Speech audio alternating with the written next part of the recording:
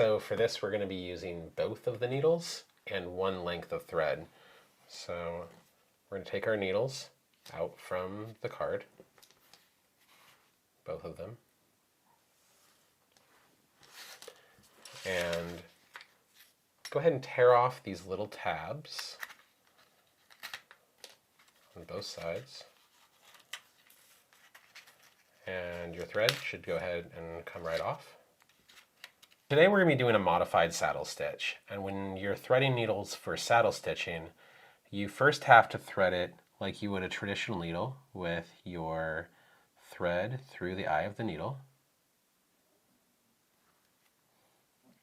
But then here's where it's a little bit different. Get about a 6-inch tail of thread, and you're going to pass the needle right through the center of that tail. So this is probably the trickiest part of the whole project.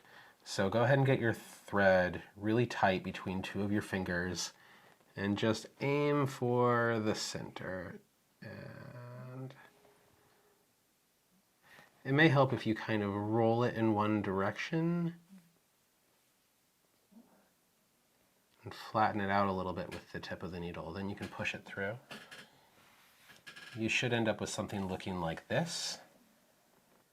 So what you should have at this point is the thread passing through the eye of the needle and then also is pierced with the needle back through the tail of the thread. Now go ahead and grip that tail and pull it down over the eye of the needle and pull both ends of the thread until you have something that looks just about like that.